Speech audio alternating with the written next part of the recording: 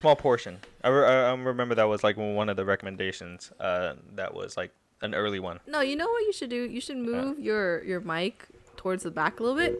yeah. And what do you mean by Hi. pulling it? Okay. Anyways, quick behind the scenes talk. So welcome to another episode of the Anime Podcast, which is it's dubbed and subbed. Oh my god, I almost forgot the name of our Is that show. what it was? Is it dubbed and subbed? Yeah, dubbed and subbed is the anime. Oh yeah, that's right. You got it. It's the anime one portion. Wow, we're really messing up back here. I know, but whenever we do My Hero Academia, it's called Afterschool at UA. And so this is our second episode for season 4, and we're talking about episode 3. Right. And before getting into all of that right now, we have some fan mail, specifically given to us in person It's really cute. I like the drawing. by family. But it's really it's really well made. It's just the drawing of me and Kalani. And it just says, "You guys are doing so well with your vids. I love My Hero Academia. My favorite characters are Froppy and Dobby. And I have suggestions for the videos. You should review food from different places and weird foods from different that aren't common. You should do more than just anime and mangas. That I think would be good for getting more viewers." I think that fits in with your thing. You like cooking from different places. I do like cooking. I don't know how to introduce that yet. We'll do it. We'll do it one day. One day, yeah. And then I have one that has this. I like it. What kind of voice should I? Should I do a really really girly voice? I'm gonna do a really girly voice for you. You ready? You should totally make another channel to do challenges and testing, DIYs, or science experiments. P.S. Good work on the videos. Everyone who subscribes should be called the Bacon Heads but K instead of C for Kalani and Brian. Yeah, B and K. Okay, all right, I can see that. Now there are Bacon Heads. Let's put this behind us for now. We have to display it Display it. for the rest of the video. Yeah. There you go. If we ever do get more, we got to figure out a way because to display these, because I have to tear everything down. We'll figure out something. Yeah. Yeah. Anyway, so back to the anime podcast and the meat of this episode. So we left off last week, right, with Deku meeting Sir Nighteye with yes. Tintin and Bubble Girl. Yes, Tintin came from his books. Yes. And ended up in My Hero, and turns out he's actually a superhero. Yeah, and he's super buff, and I'm just aspired to be him in the gym. Exactly. Yeah, he never skips leg day. But anyways, this episode is very much full of just Deku and Sir Nighteye. Towards the end, we do get a hint of what's going to be happening in the next episode. Yep. But this episode is just kind of heavy on introducing Sir Nighteye's kind of quirk. Kind of Deku's kind of his own meaning of becoming a hero again. I guess every time he kind of gets into meets a new character that's going to be his next mentor, he's always kind of questioned what makes him like a very effective hero. Right. And that was something big in this episode that I at least noticed, that the questioning of like Deku as a hero, at least in the frame of Sir Nighteye. Yep. And then third is drawing out the mission and how Deku is going to meet basically the main adversary, at least for this arc. Yep. Because in anime seasons it's like this 12 episodes arcs. About, yeah. We're at about 12 to 13 episodes, and then it moves on to another set of arc. So here's hoping this Plague Doctor character, which at this point I know that he has a character name, but it's not like something off the top of my head. We literally just watched the episode just now. I think his name is Chisaki. Chisaki? I think. Let me Google it. Yeah. We'll get back on that, but to get into the episode right now, so it starts out with where we left off earlier with Deku just kind of meeting Sir Nighteye, and we get an idea that Sir Nighteye is like a big fan of All Might. It's kind of funny. He's a bigger fan compared to Deku, and you think he would be like at the top with all of his stuff in his room, but no. No, yeah, like for Sir Nighteye, he knows every single detail, and I guess there's like different eras of All Might, and apparently he mentioned something about the Silver Age. Oh yeah, so this is actually something that they explained more in the movie. Mm-hmm. But All Might basically has like different eras of when he worked, and for each of those different eras, he also had a different like costume. Right. So there was like an era when he was really really young, and then his Silver Age era looks very similar to his how he looks like now. Right. It's just I think if I remember correctly, the costume is slightly different. I think, yeah, if I remember from the very first episode when they kind of like talked about the film, the costume design seems kind of more flashier, and I don't know if it's like drawn in a specific way where it becomes more flashier, but that's what I got away from it. Yeah, that this was a different version. Right. Yeah, and All Might also kind of seemed a little bit more skinnier, or kind of like less Younger. Yeah, you can physically see him as like very young at that point. And so they just talk shop about like different eras of All Might's history, and then they mentioned the Silver Age because Deku was emulating like the specific time where his eyes were like in a certain way. Yep. But that's like a clever way to kind of like go into Sir Night-Eye's quirk.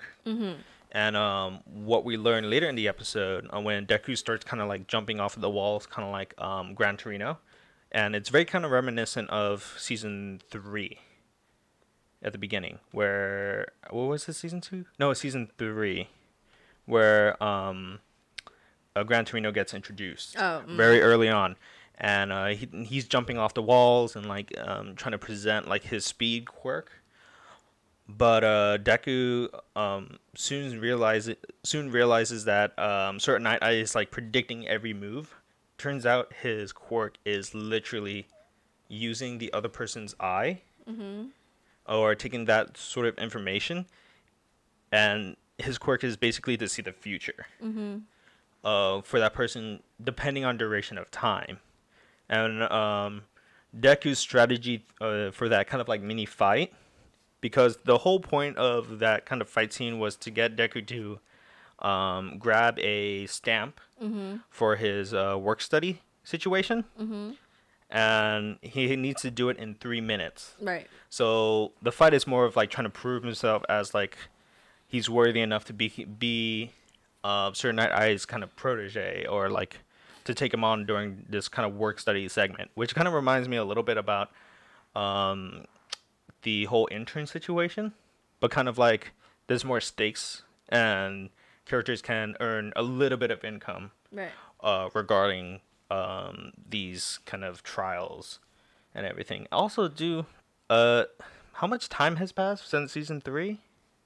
I don't think that's that much time. I feel like they're starting their kind of fall semester, right? Because I think it should start right after, because the last couple of episodes for season 3 was the fight that Bakugo and Deku had, and then it picks up with them dealing with whatchamacallit,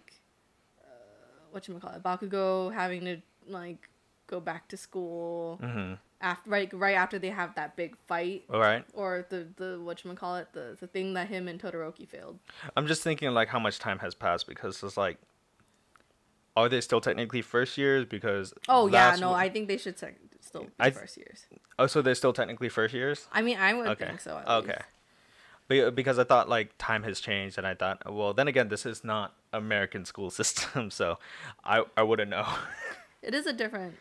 I don't think you can really consider UA as like a traditional high school. Yeah. It's non-traditional. Yeah. Well, the fact that it was surprising for me, I think last season, where apparent the series is pretty much way in the future, but everything just seems so kind of like today technology. I mean, the one assumption you can at least have is that Mm-hmm. like they're basing it off of years because they have a year 3 dorm. Mm-hmm. So at least I would believe still be in their first year. Yeah. Is time frame like a big? I know it's like in shonen anime. I think time frame is not always something that they stick to. I think it gets a little hard to tell. At least it's always been hard to tell for me. Mm-hmm. The only one that's really been clear is Demon Slayer because you can tell that time has passed. Mm-hmm.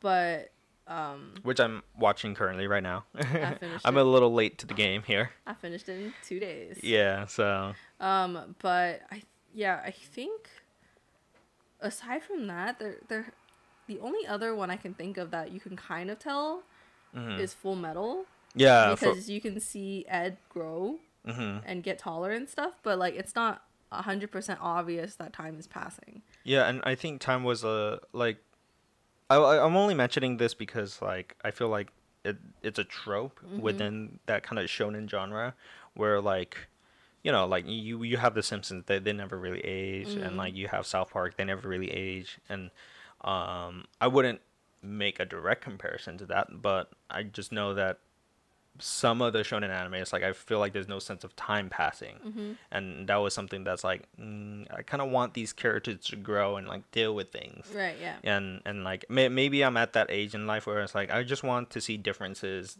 from point A to point B. I guess that's why I really enjoyed Breaking Bad, because it was like from the A point to all the way to the B, C, D, and E. All these characters are fundamentally changed from that very first episode. So I think that's why I really connect to like time passing. I feel Yeah. like there's There's a time and place. Like Always Sunny it's fun without really having a notion of like time changing. no, you know? there's something that recently I watched. I don't remember what it is, but like you could only tell that time was passing because their hair was growing. Oh, okay. I don't remember what thing it was though, but I remember that was a thing in something that I watched recently. Well, if y'all know what that is, please chime in the comments. But That's the most like vague description of. I know.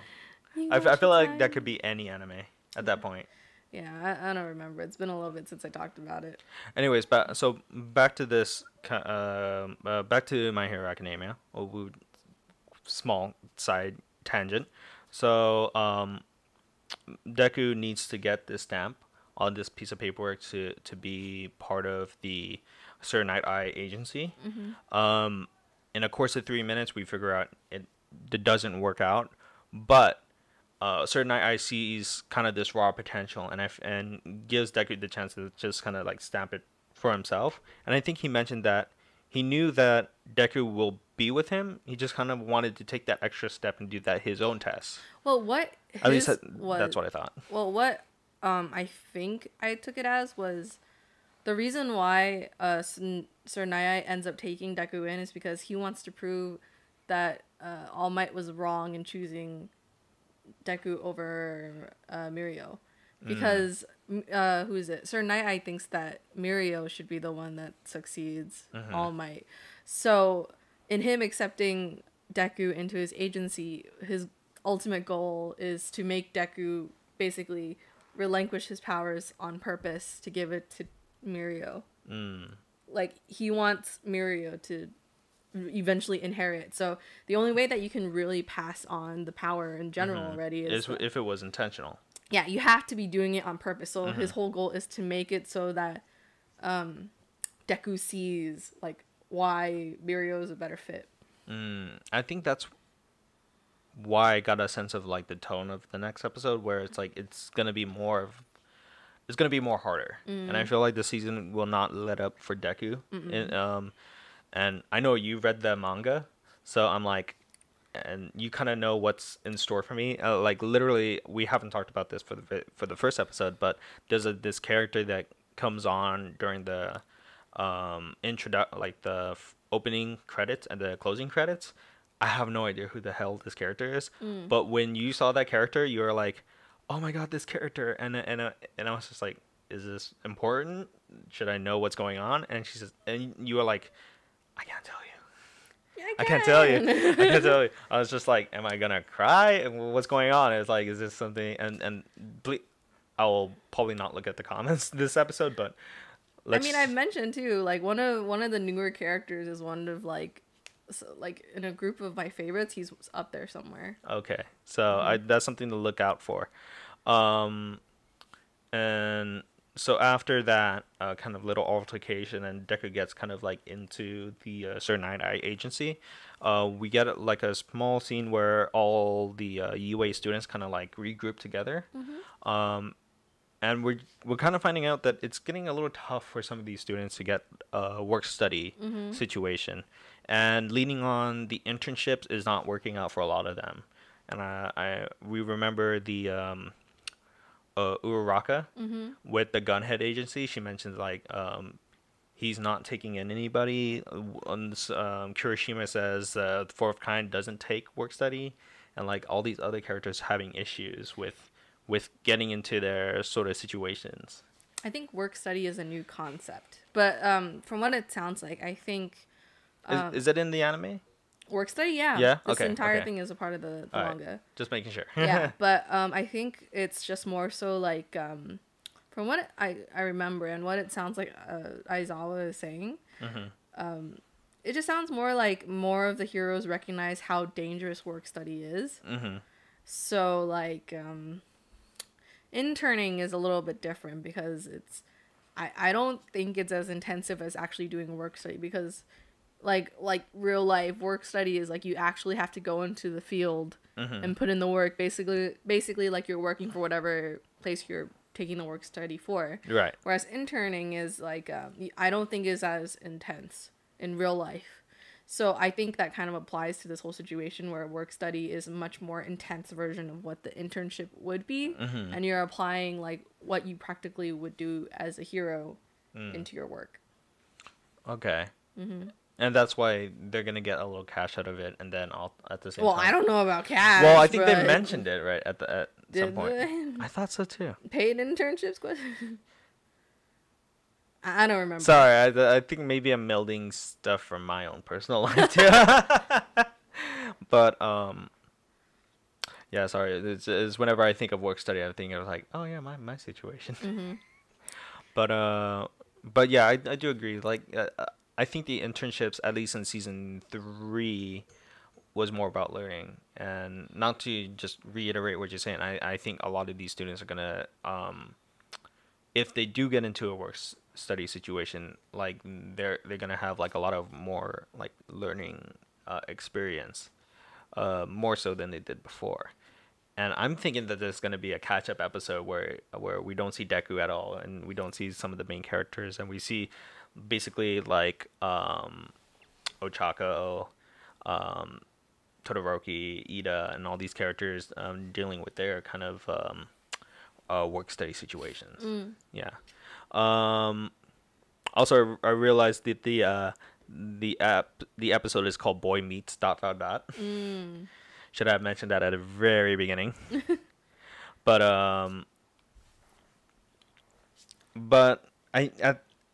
overall, like I kind of understand why we used to do like 2 episodes, because it's like this is just one episode that we're just talking kind of in depth with. How do you feel about the preview? Yeah, that's what I'm trying to get at. Yeah. That's what I was trying to get at. So after having the conversation, like kind of like the regroup with our other characters, the episode ends from there, and we get into the preview, which essentially there's a character with a horn on her head, which we've seen in the previous 2 episodes during the opening and closing credits. And I don't know what her importance is, but she's trying to run away from something during the preview. And you find out that the person she's running away from is the person with the Plague Doctor mask. Before I jump the gun, Sir Night-Eye's agency. Sorry, backtrack a little. Sorry, y'all. We found out it's like a surveillance kind of agency. They kind of gather information. Oh no, that's a part of their agency. That's a part of their agency. So Deku is being tasked to do that side of work. And there's this like kind of dossier on the character with the plague doctor mask from the previous episode, and us as audience member, we're like, oh shoot, here we go again. He's going to deal with like the main bad of this season. So we'll see how that works out. And so therefore, going into the preview, Gil runs away from Plague Doctor Dude, which his character is called Overhaul, right? And she's trying to run away and bumps into Deku. Lo and behold, just like anime fate. And we see a little clips of him trying to take her back, and Deku, I feel like, struggling in dealing with the choices of doing it by the book as a hero. And maybe I'm reading too much into something that's not there, but I feel like he has this urge and understanding that this person is in trouble, but he can't do anything if he doesn't have clear, defined like evidence that something's wrong happening. Yeah. So I think Deku is probably gonna have to like deal with that kind of internal struggle that I feel. At least that's what I got from the preview of this episode, is that he's gonna have to deal with either doing it the hero way or kind of go the vigilante way, I guess, in this sort of situation. Right. Because the one thing that I did see in the preview is that he clearly sees that this girl is in distress, but he doesn't know why. Yeah.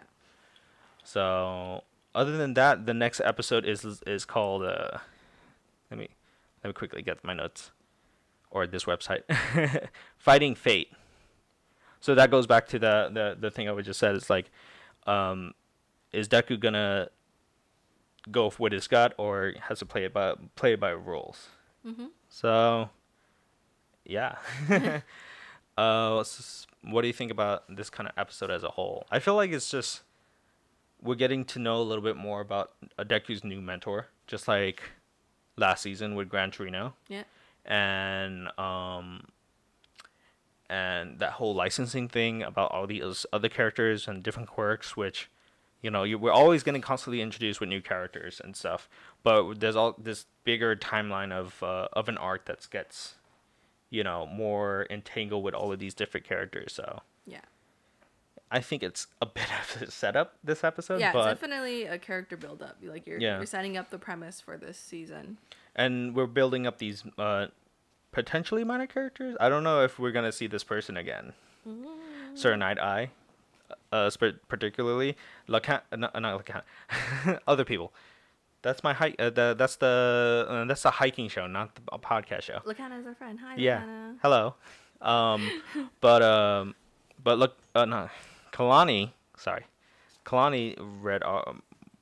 You're all caught up with the manga, right?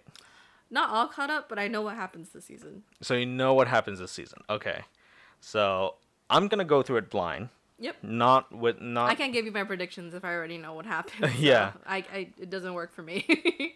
But maybe like maybe every other episode you could bring in like that manga perspective or something like that, like differences you noticed from the manga and the anime, just to kind of roll around kind of this My Hero Academia experience. Definitely as a preface, I'm much more of an anime fan more than I am a manga fan. That's mainly because like I like being able to see the action like animated and whatnot, and I feel like My Hero Academia kind of works for that. There are a couple of animes where I find it a lot more entertaining to watch than to read.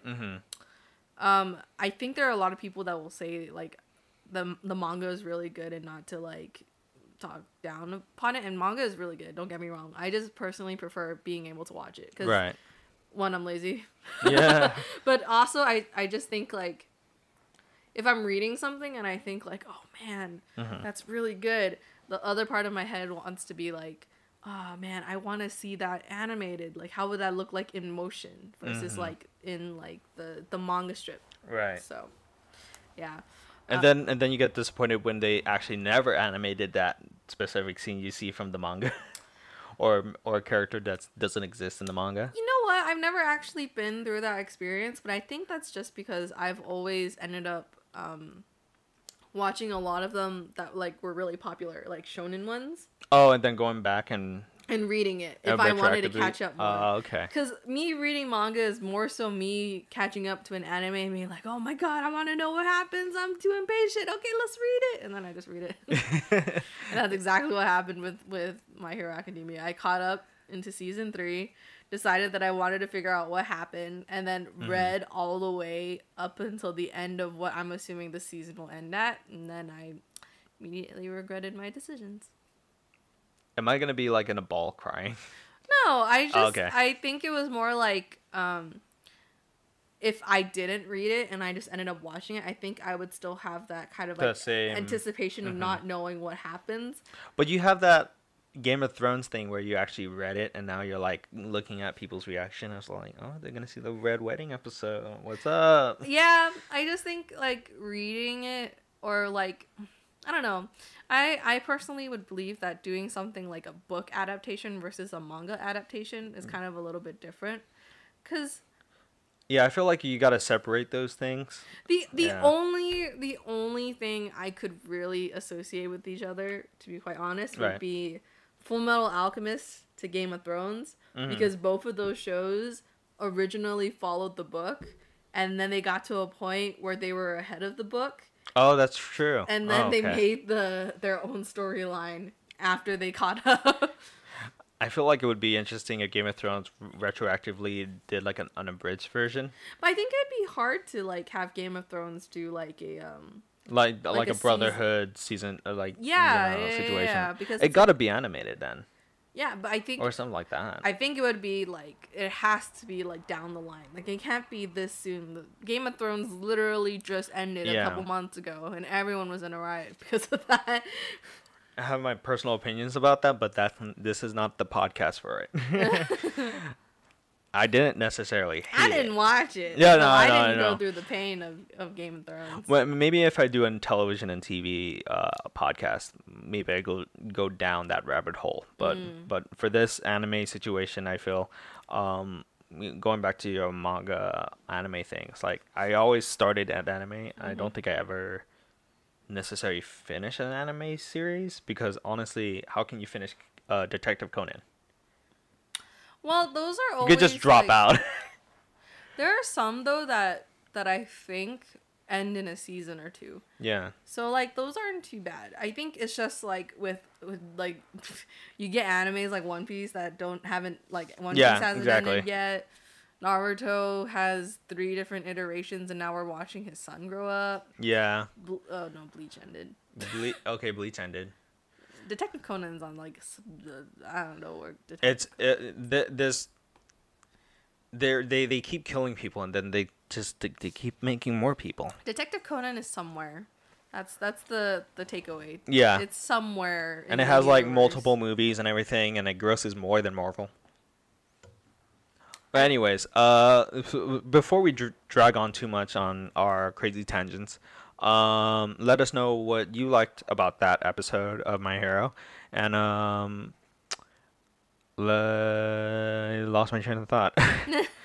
Yeah, chime in the comments. Let us know what we could do to make this better. If you want us to watch a different anime, please let us know in the comments below, and we'll consider those. Until then, we'll see you in the next episode. Bye-bye. Bye. Bye. I don't know if. Oh jeez, it is that loud. Hi. This is our new season. I know we technically didn't really finish.